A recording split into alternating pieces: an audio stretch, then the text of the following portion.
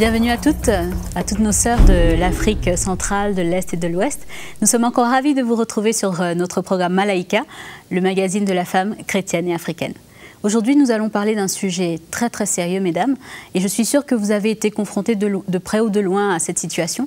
Alors je vous invite vraiment à partager autour de vous que l'émission commence, à inviter vos amis, vos voisines et même des hommes qui sont autour de vous pour prendre conscience de cette situation. Et je vous dis à tout de suite.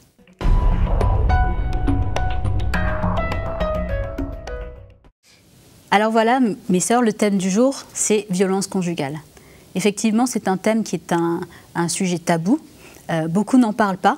Mais aujourd'hui, nous avons pris vraiment le pari, le risque d'en parler pour conscientiser nos sœurs. Et nous allons le faire aujourd'hui avec Mama Audrey. Mama Audrey, merci encore d'être avec nous pour cette émission. Bonjour Nadège, toujours heureuse d'être avec vous. Et nous avons également Mama Janine, bien sûr, Mama Janine, notre reporter sur le terrain à Kinshasa. Oui, bonjour Nadège, bonjour Mama Audrey. Voilà, et bien sûr Magali, que je ne présente plus, Magali, notre chroniqueuse, qui nous déniche toujours des informations sur le net. Aujourd'hui, les informations ne vont pas être tellement glorieuses, mais en tout cas, je suis contente d'être avec vous pour cette émission. Ah, et nous avons notre invitée en duplex, en direct de Paris, qui est notre sœur camerounaise, Sidonie Ekoto, bonjour. Bonjour Nadège, bonjour tout le monde. Donc voilà, on va parler de violence conjugale et c'est un sujet qui vraiment est passé sous silence dans beaucoup de situations, beaucoup de familles. Surtout les femmes n'en parlent pas, elles n'osent pas en parler, elles n'osent pas se présenter en victime. Mais avant de rentrer vraiment dans le vif du sujet, nous allons passer à la rubrique de Mag.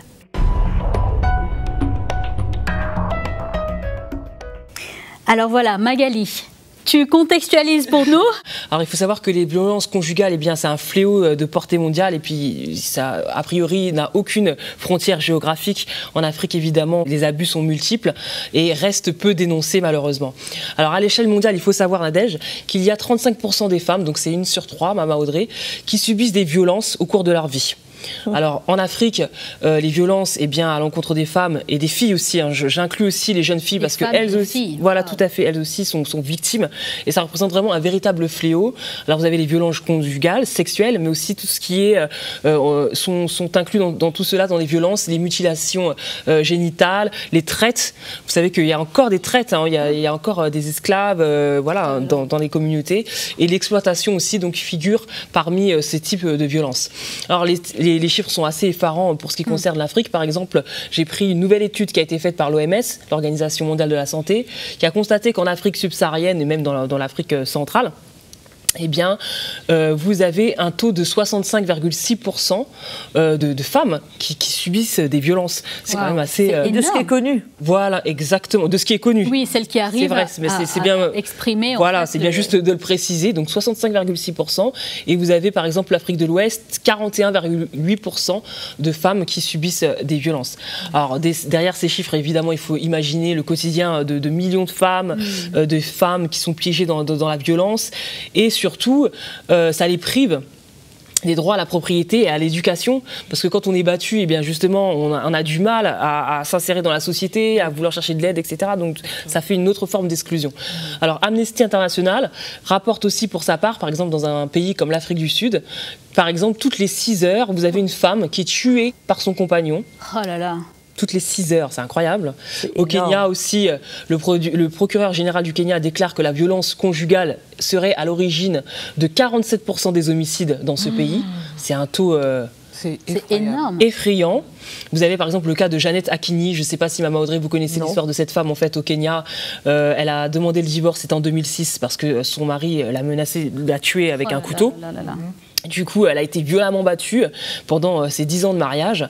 Et elle, par contre, elle a pu faire entendre son histoire sur la scène internationale. Elle a été défendue vraiment voilà, de manière remarquable. Mais bon, elle a eu de la chance, si je dois dire, par rapport à des millions de femmes qui, exactement... Elle a osé, elle a eu le courage de le faire. Et elle a eu le courage de se défendre et de trouver des solutions. Alors là, c'est un petit peu dans le monde séculier, si vous voulez, les chiffres que je vous ai donnés. Maintenant, dans le monde chrétien, bon, évidemment, c'est difficile d'authentifier ce qui se passe, mais il y a beaucoup de femmes chrétiennes qui sont battues. Dans le monde chrétien, les hommes utilisent souvent les versets de l'Écriture en citant Éphésiens, l'homme est le chef de la femme, femmes, soyez soumises à vos maris, et donc ils se servent de ces versets pour opprimer leurs femmes et surtout justifier leurs actes avec la parole de Dieu, ce que je trouve vraiment affreux. Hein, et j'ai trouvé le blog d'une chrétienne qui s'appelle Andrea et qui a été battue pendant des années par son mari. Son mari était un ancien, était un pasteur dans l'église, hein, donc du coup ça renforce le fait que elle pouvait pas parler puisque les chrétiens, voilà, c'était son pasteur avait une place, voilà, était dans une position où c'était très difficile de la critiquer. Et donc elle dit dans son blog que voilà, elle aimait son mari, qu'il était le père de ses 2 enfants, mais que à la maison il se transformait en monstre et que pendant des années il l'a frappée. Et elle a eu du mal pendant des années à dire aux gens, aux chrétiens, aux frères et sœurs. Personne ne la croirait, je suis sûre. Personne ne l'a cru. Personne ne l'a cru. Donc malheureusement, elle a dû se séparer de son mari parce que sa vie était en danger. Mais ça montre, en tout cas ce témoignage montre qu'aussi dans l'Église, eh bien c'est un fléau et que les femmes sont prisonnières de cette situation. Wow. Voilà un petit peu. Le constat est alarmant, Magali, mais c'est c'est vraiment choquant. Justement, Maman Janine, par rapport à Kinshasa, où est-ce qu'on en est pour ce thème justement de violence conjugale? Alors, à Kinshasa, ce thème, c'est le thème qui a été le plus difficile dans le sens où, lorsque j'ai abordé cette question des violences conjugales en milieu chrétien avec des femmes, peu de femmes ne voulaient prendre la parole.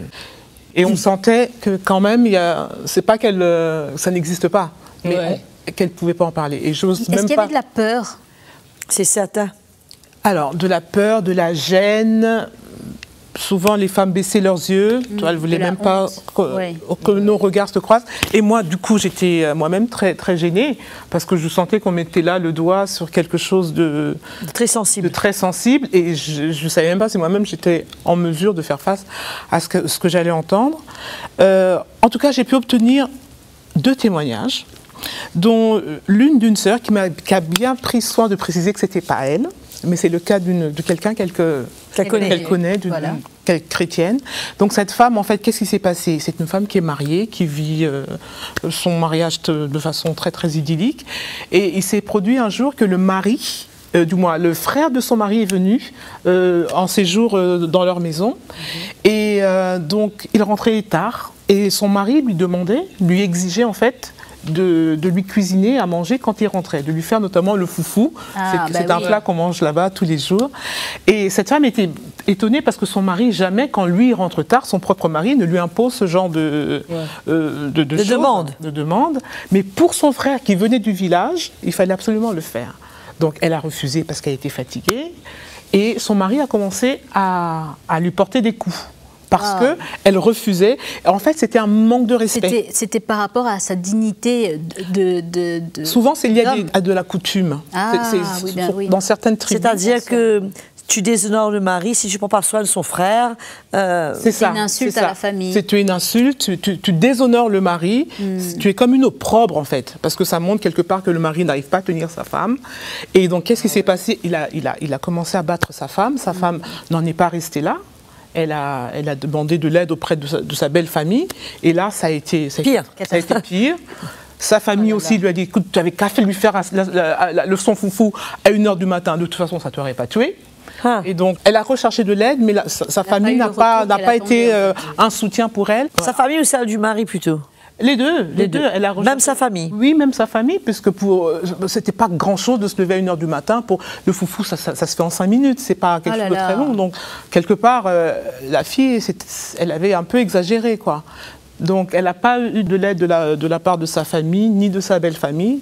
Et ça s'est même soldé, finalement, par un divorce. Mais bon, le fait est que le mari était violent.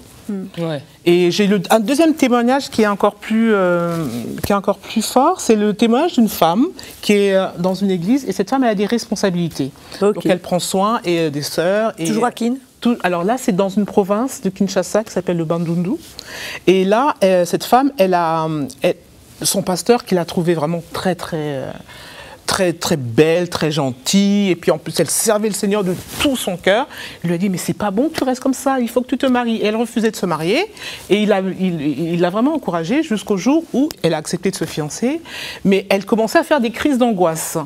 Et elle a expliqué au pasteur qu'elle ne pouvait pas se marier parce qu'elle a vu sa mère, comment son papa la tapait et comment parfois elle était même laissée pour morte.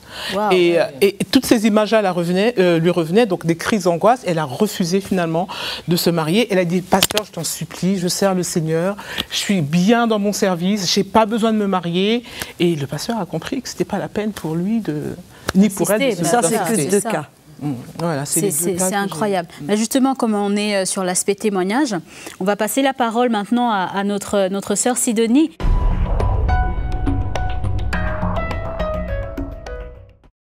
Sidonie aussi qui a un témoignage assez fort de ce que tu as vécu. Sidonie, est-ce que tu peux nous éclairer un petit peu sur ton parcours personnel justement au niveau de ta relation avec ton mari? Qu'est-ce qui s'est passé? Comment ça a commencé, etc.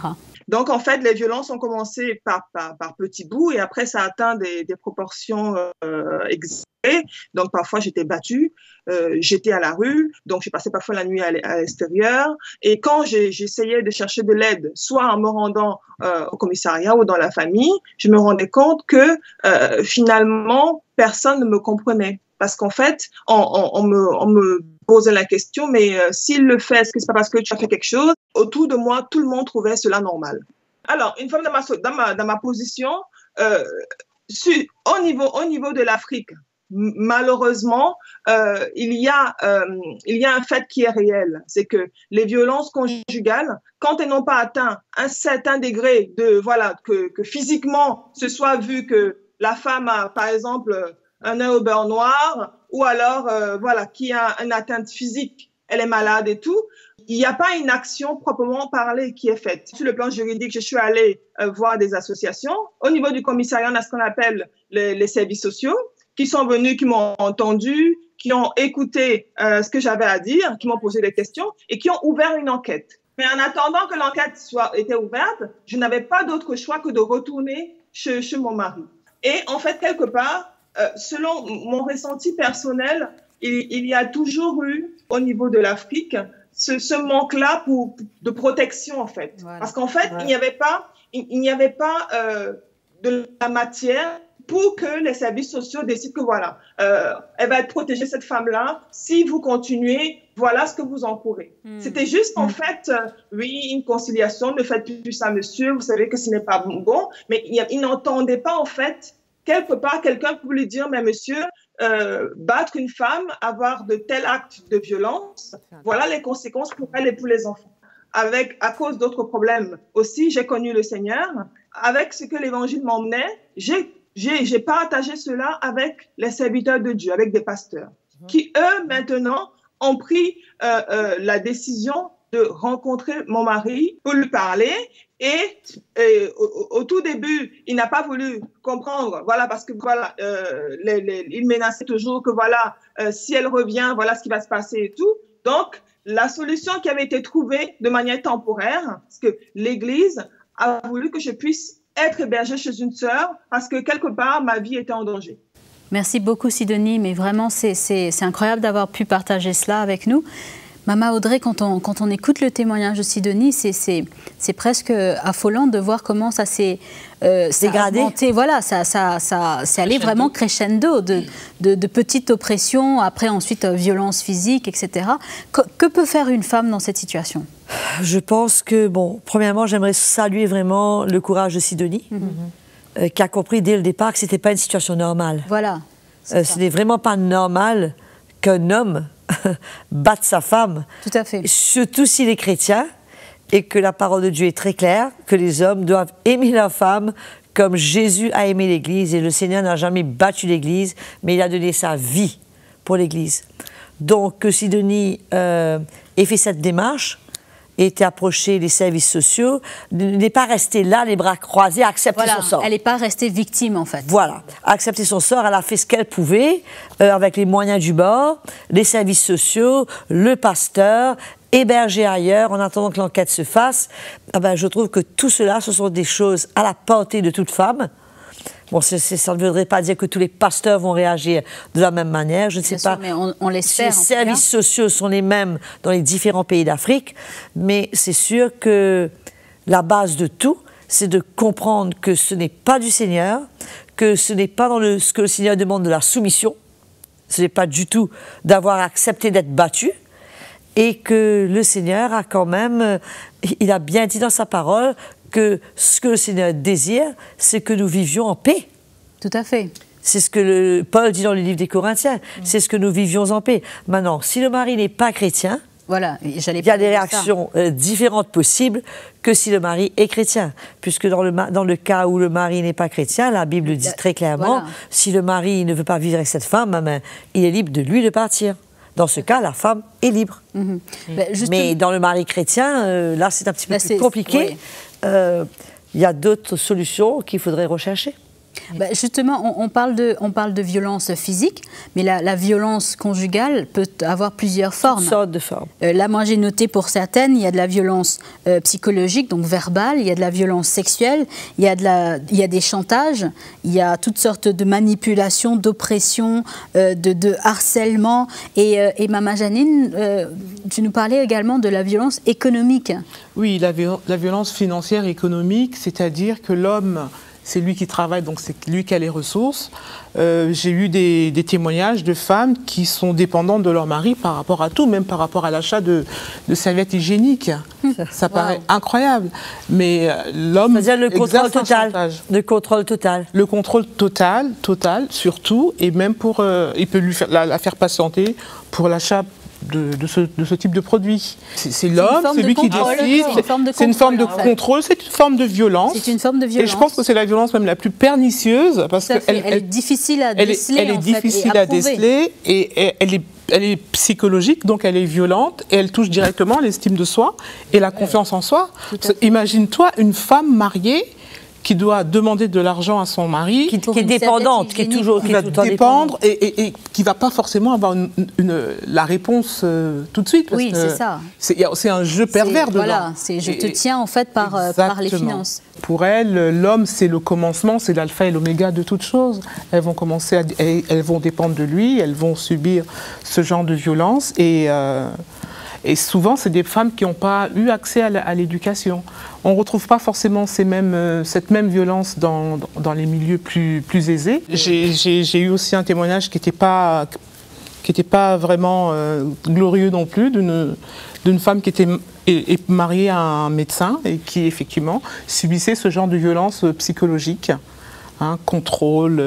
Et je pense qu'il n'y a pas beaucoup de cadres légaux non plus. Voilà, des fois le recours n'est pas... Moi, je pense que les cadres existent. Oui. Les cadres légaux existent.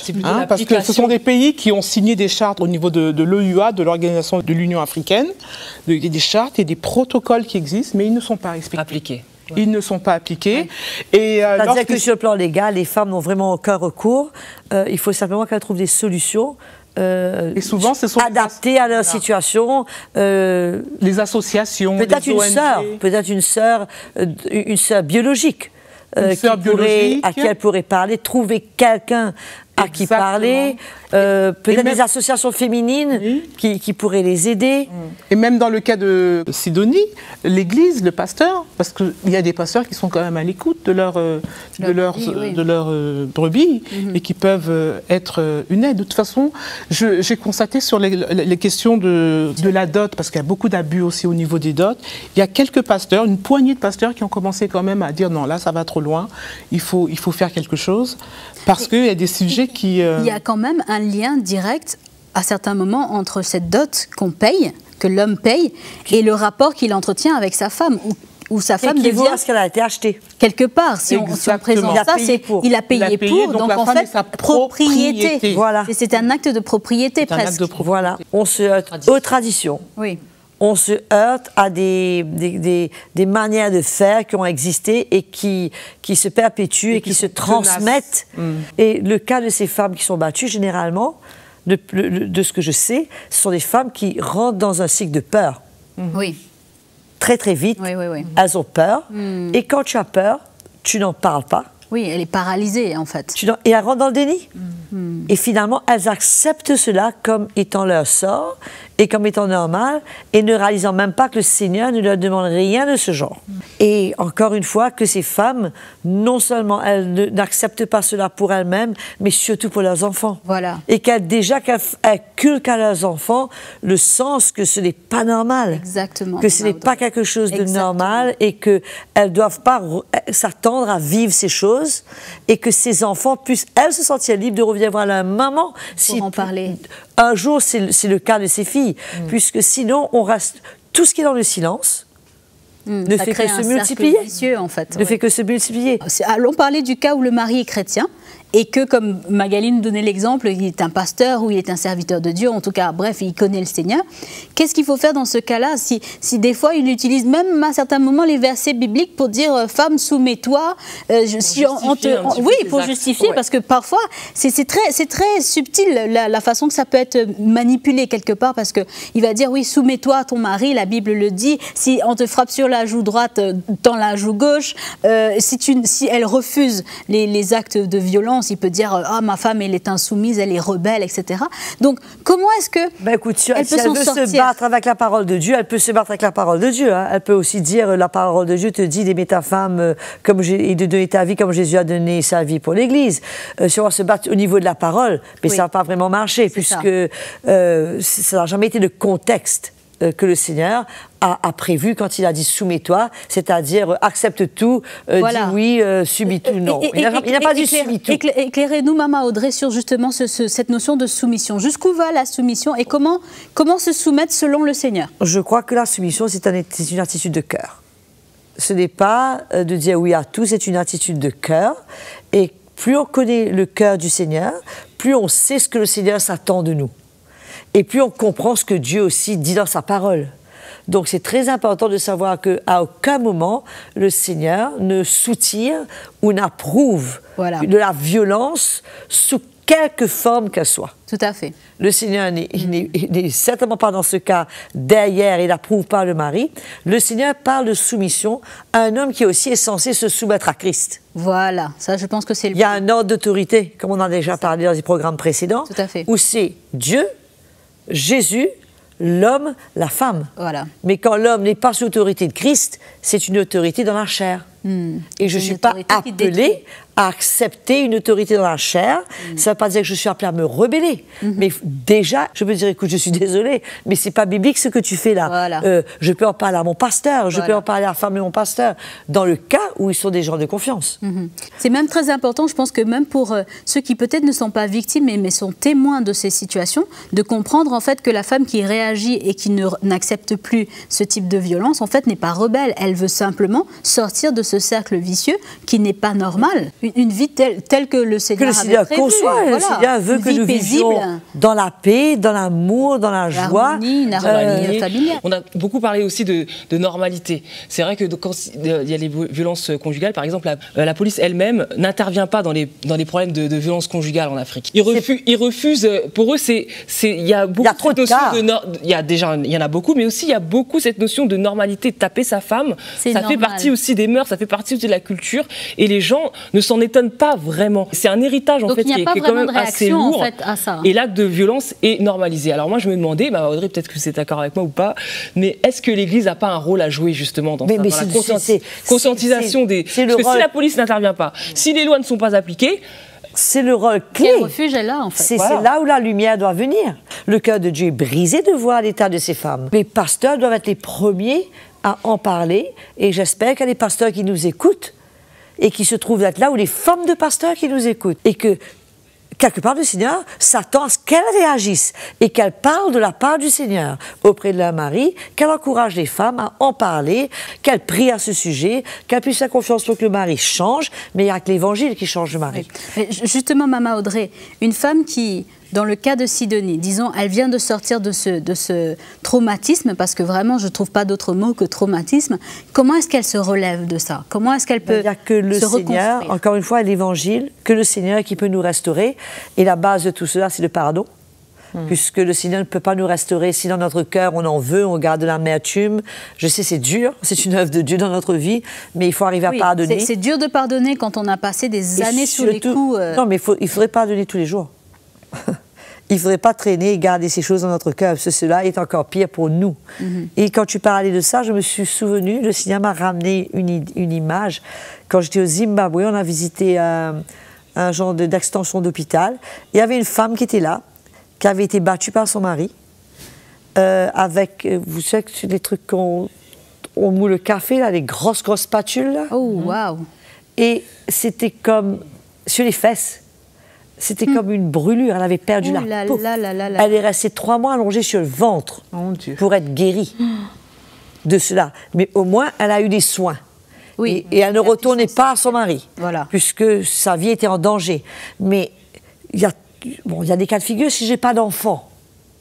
L'enjeu est quand même bien plus simple. Je peux trouver un abri chez une sœur, personne ne sait où je vais. Je vais pas, si je sais que mon mari, tous les jours il rentre du travail, il est sous, il ne connaît pas le Seigneur, ou il connaît, et il est quand même dans la chair, et il est sous, et il veut me battre, ou emmener des hommes chez moi, ben écoute, je ne vais pas rester là à l'attendre. Il y a bien quelqu'un, je demande au Seigneur, montre-moi chez qui je peux aller, montre-moi à qui je peux me confier. Le Seigneur est votre partenaire. Amen. Le Seigneur est votre ami, il est avec vous dedans. Et pour vous aider à éviter cette situation et à trouver des solutions. Je suis sûre qu'il a une solution et qu'il peut mettre des idées qui sortent de l'ordinaire qu'on ne va pas évoquer nous ici. Mais le Seigneur peut certainement vous conduire comme Sidonie, d'avoir eu affaire aux associations, aux services sociaux, aux pasteurs. Malheureusement, mes sœurs, je sais que cette conversation est vraiment passionnante, mais nous arrivons malheureusement au mot de la fin.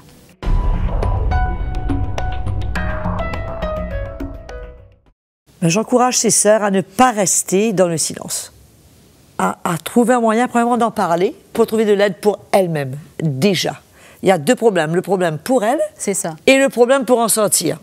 Leur réaction, leur attitude dedans, elles ont certainement besoin d'aide et qu'elles cherchent de l'aide là où elles peuvent le trouver. Et si elles ne trouvent rien autour d'elles, Malaika est là et on est là pour vous aider. Et deuxièmement, d'en parler, de faire confiance au Seigneur. Je pense qu'en Afrique, s'il y a quelque chose, il y a vraiment des femmes de foi. Amen. Des femmes de prière et des femmes de foi, et qu'elles puissent chercher l'aide du Seigneur là-dedans. L'encouragement, le réconfort du Seigneur est une solution de la part du Seigneur, et compter sur le Seigneur pour changer le cœur de leur mari, qu'ils puissent entendre l'Évangile et que Dieu puisse atteindre leur cœur. Amen. Super, merci beaucoup mes sœurs, merci Sidonie d'avoir été avec nous et merci à toutes celles qui nous ont suivis pour ce programme. Vraiment, nous voulons vous encourager, si vous êtes victime de ces abus, de vraiment ne pas accepter la situation et surtout, tournez-vous vers le Seigneur. Exactement. Il vous aime et il veut vous donner une solution. Et je pense que le fait même que vous regardiez ce programme n'est pas un hasard, le Seigneur veut vous aider. Alors je vous encourage, écrivez-nous. Envoyez-nous vos témoignages, envoyez-nous vos situations sur Facebook. Vous pourrez prendre contact également avec Maman Audrey si vous le souhaitez pour que nous puissions ensemble prier et trouver la solution que le Seigneur nous donnera.